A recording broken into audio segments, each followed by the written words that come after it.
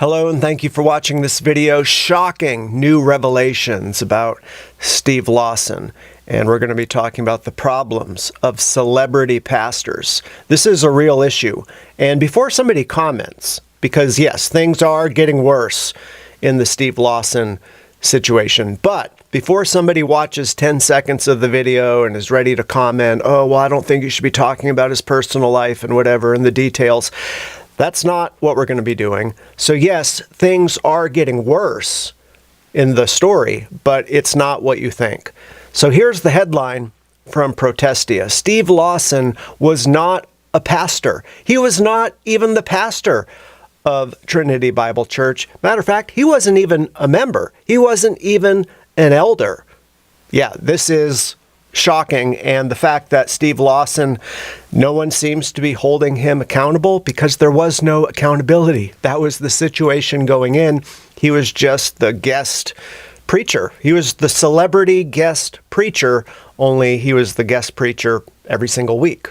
So he would ride in on his chariot, preach, get paid, and then immediately leave because he just can't, in the story it says he needed to guard his time.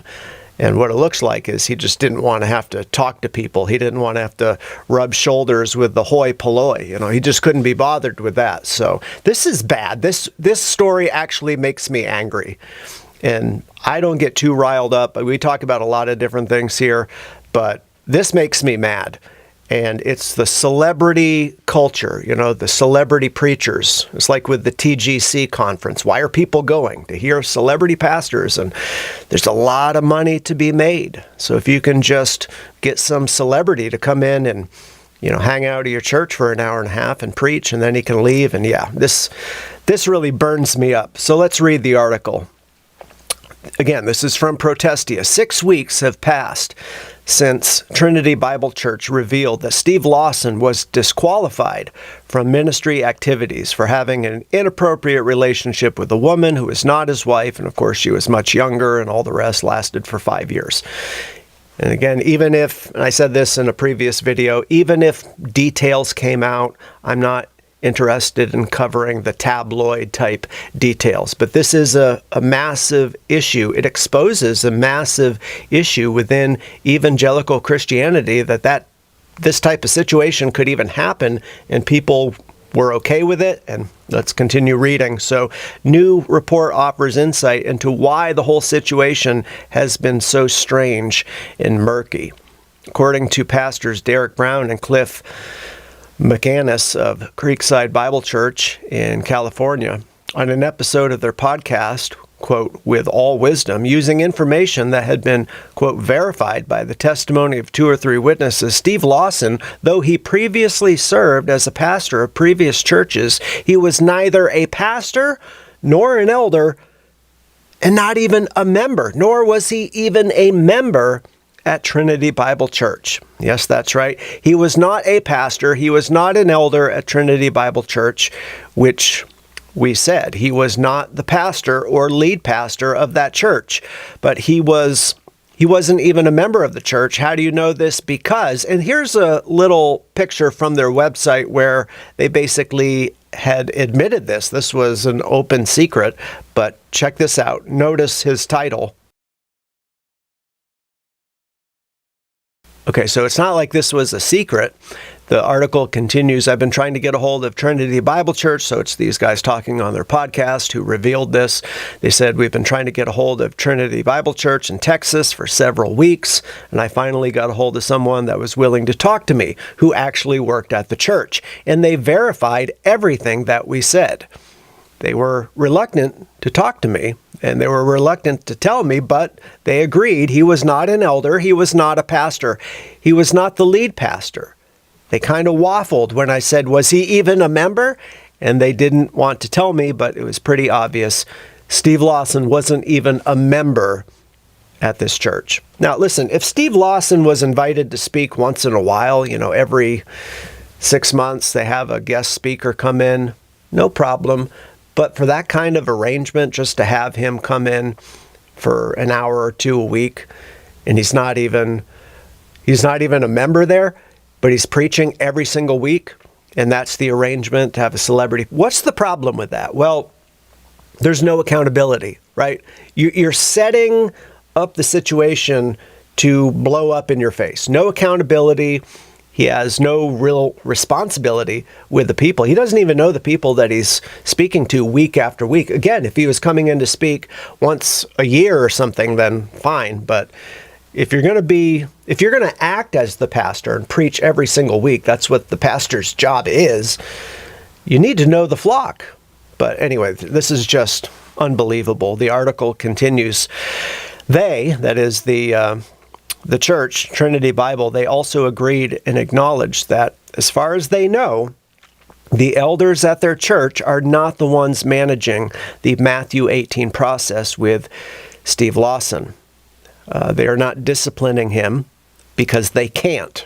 Okay, so Trinity Bible Church seems to have admitted that they are actually not in the process of disciplining Steve Lawson because they can't, because he's not even a member of our church. We can't discipline a non-member. Absolutely outrageous. Okay, let's continue. Notably, the original announcement from Trinity reads, quote, "The elders at Trinity Bible Church of Dallas regretfully announced that effective immediately, Stephen J. Lawson has been removed indefinitely from all ministry activities at Trinity Bible Church of Dallas." Notice that while he was removed indefinitely from all ministry activities, he was not removed from a position. He was removed from all ministry activities instead. So he wasn't removed from being an elder or a pastor. So they say, what was Lawson if he wasn't their pastor or elder? He was the regular guest preacher, otherwise known as the lead preacher. And you saw that on the website. Receiving a dispensation from the elders to preach the sermon and then depart once the message was done. What we know now is Steve Lawson didn't want to be a pastor. He was a pastor at 2 previous churches, and it didn't go well at either place. There was division. There were church splits. It's kind of an ugly history. And then he got to a point, and he said, "I don't want to be a pastor." And they honored his wishes. Well, if he didn't want to be a pastor, he shouldn't be preaching. That's my opinion. Because what are the qualifications? See, they're blending it all together. He's acting as if he's the pastor, but he's not the pastor. So I know some people might disagree and they say, no, this is a fine situation. If a church wants to outsource the preaching on Sunday morning to some celebrity or somebody who's not even a member, they can do that. And he can just, whisk them in and out. And it's not right. I don't care what anyone says, that ain't right. That's not what we see in the Bible. That is not the biblical model. So it says they honored his wishes, and he was just a teacher. He was a guest teacher at all these places. Guest teacher at Ligonier and Trinity Bible Church. The revelation tracks with what several members of Trinity Bible Church have reported to us, saying that Lawson's scandalous affair opened their eyes to how problematic and challenging some of his behavior was, you think? Which was never really questioned or considered before, but now is glaring in the light of this new exposure. Members report that he would show up on Sundays, head straight to the back, preach the sermon, and then leave immediately after. Rarely, if ever, sticking around to shake hands or spend time talking to these, lowly, church people. Like, I don't even want to have to deal with these people. Just ride in and ride out and get paid, and that's it. That's what they're saying. And what's the excuse? Steve Lawson had to, quote unquote, guard his time. Whose fault is this? Obviously, the scandal, the affair is Steve Lawson's fault and the woman, obviously. But, the elders of the church, they allowed for this situation. If the guy doesn't want to be a pastor, if he doesn't want to spend any time with God's people, he has no business teaching God's people.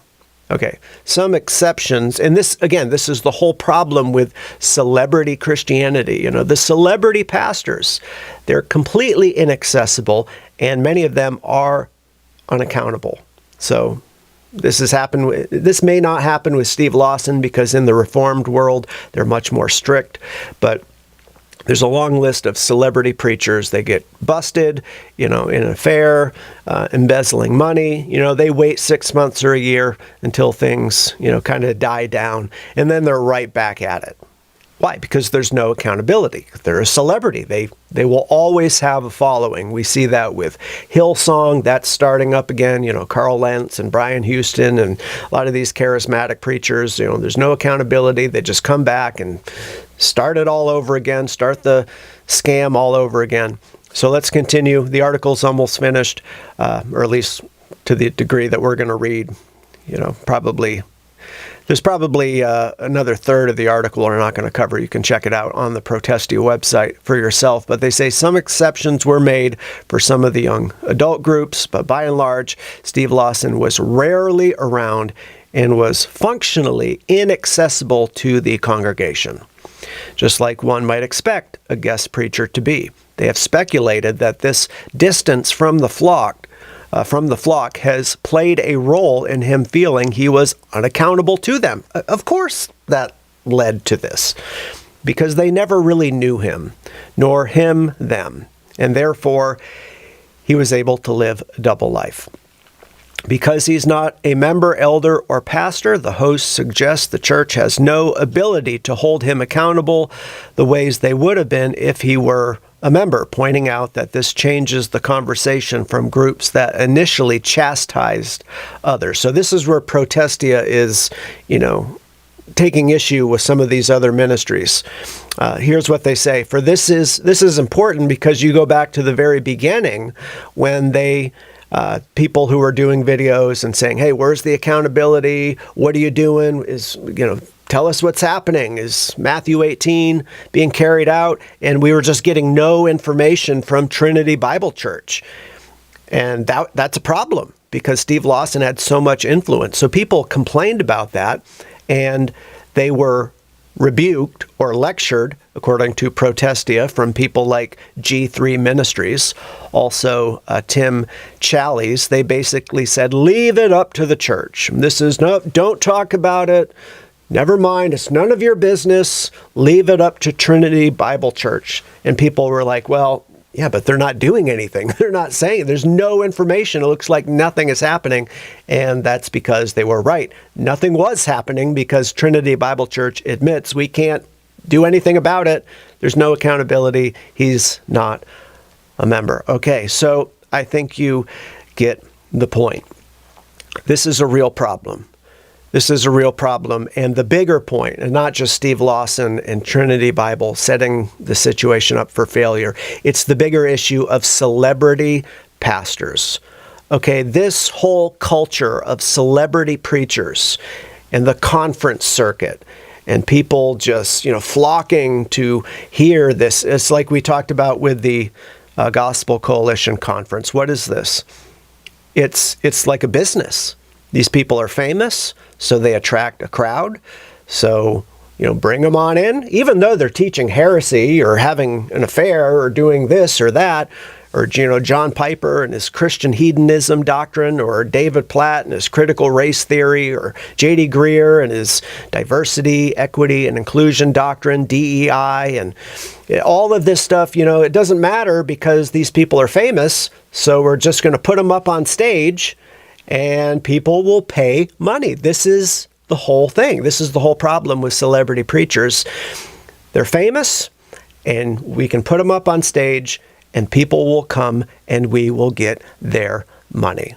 Okay, this is the problem with celebrity preachers. And here are the main issues, what I just talked about, obviously. Also, these people are inaccessible. Okay, a pastor has to be accessible to the people. A pastor should be a member of his own church. How can you be the pastor of a church or serve, as Steve Lawson was, acting as the pastor? You're doing the role of a pastor. The pastor is the one who preaches on Sunday morning. How can you do that at a church and not even be a member? So the biggest problem, these celebrity preachers are completely inaccessible. You just can't get near these people. Okay, so because they're inaccessible, there is no accountability. That's number two. These guys often become prideful, and they start teaching strange doctrine, and no one can do anything about it. Or, I can make a YouTube video, and then their followers come on here and, judge not, and you get that kind of a thing. And here's the biggest problem for the people in the pew. The people in the pew don't know the man who is teaching them. They don't know who this guy is. See, here's the thing. You need to know, the sheep need to know the shepherd. And the shepherd needs to know the sheep. Even Jesus took time with, lowly sinners, okay? If Jesus can take time for people, just the average person, Steve Lawson can. So, in conclusion, I think this whole culture of celebrity preachers, it needs to come to an end. It is not biblical, and the situation at Trinity Bible Church, total disaster, not biblical. Hopefully, we will learn, the body of Christ will learn from this, and changes will be made. If you want to leave a comment, I'd be happy to hear from you. Post below in the comment section and click thumbs up if you agree, and if you disagree, click thumbs down, but make sure you do that twice. All right, thanks for watching, and until next time, may the Lord be with you. Have a great day.